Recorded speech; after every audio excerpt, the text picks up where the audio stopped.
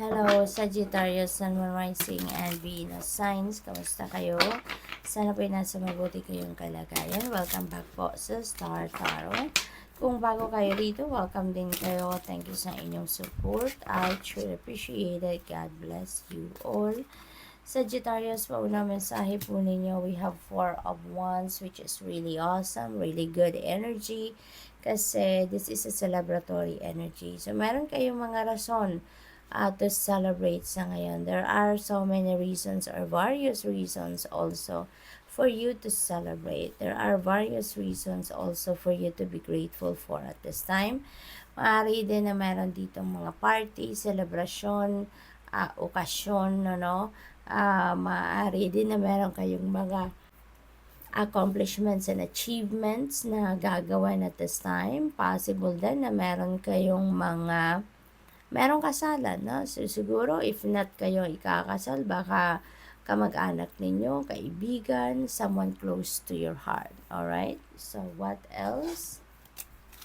We have the world energy. This is really good. Meron talaga ditong, ang iba sa inyo, meron talagang pagle-level up ng inyong relationship, maybe ang iba talaga sa inyo mai-engage na or engage na at magpapakasal na. This is also about successes. May mga completion, may mga achievement kayo dito na makakamit, no? Sagittarius. Kaya may mga tagumpay kayo dito na makakamit that you need to be grateful for, that you need to be thankful for, no? Possible din ang iba sa inyo dito is going to travel, and that could be an overseas travel kasi this is a world energy, okay?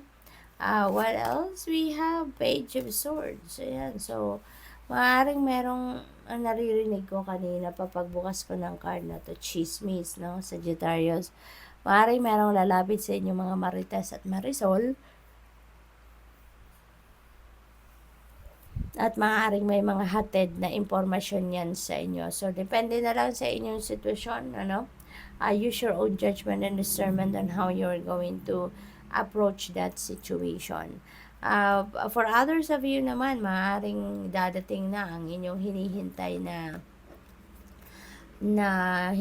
na impormasyon. Maaaring there is an information, maaaring there is a balita, news na hinihintay kayo na makakatulong sa inyo na makapag-desisyon. Okay? We have 6 of Swords. Ayan. So, you're definitely moving forward. Moving on energy ito si 6 of Swords. Kaya, definitely, baka yung katotohanan, baka yung information, detalye na paparating sa inyo with the Page of Swords energy, yun ang makakatulong sa inyo para magdesisyon na kayo na iwanan na kung ano man ang sitwasyon ninyo dito, na alam ninyong hindi na to healthy para sa'yo. Alam ninyong toxic situation na to. There could be financial opportunities or financial blessings na paparating sa inyo dito, Sagittarius, At maaari din na may mga bagong trabaho or business, racket, mga ganun na paparating na maghahatid sa inyo ng prosperity and abundance. The Star, napakaganda. You're so blessed, Sagittarius. There is another new beginning energy. Sa Star energy, merong new hope, new optimism, new beginnings na paparating sa inyo at this time, At meron din kayo dito mga wish fulfillment na makukuha. Meron kayong mga wishes na magka-come to fruition at this time, kaya magiging masayang-masaya kayo, at saka maganda rito, divinely guided kayo, okay? Kung saan kayo dapat pumuntang path, kung ano ang dapat ninyong daang tatahakin sa ngayon para makapagsimula kayo ng bagong buhay, that will be directed to you. Magliliwanag ang star, papunta doon sa daan kung saan kayo dapat makarating at iilawan kayo nito. What else? We have 6 of Pentacles, and kung anong para sa'yo, yan ang ibibigay sa'yo, Kung kailangan ninyo ng pera sa ngayon, that will be provided to you. The divine universe is going to use other people, para dalhan ka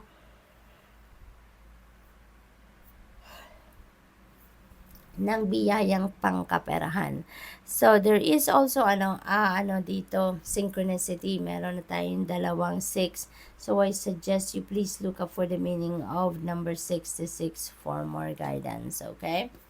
What else? We have temperance energy. Magpasensya lang muna, Sagittarius, okay? So, practice more patience pa kasi hindi naman lahat ng dinadasal natin ay nangyayari sa timeline na gusto natin. Hindi lahat ng dasal natin na hinihingi natin sa universe ay ibibigay sa atin in exact form na ine-expect natin or ginusto natin, hindi ba? Kaya pasensya muna, no? Practice more patience. Rest assured that whatever it is that you need, whatever it is na gusto ninyong mangyari, yan ay ibibigay sa inyo in God's perfect timing. Okay? So, good luck. Thank you for watching. Love and light. Namaste.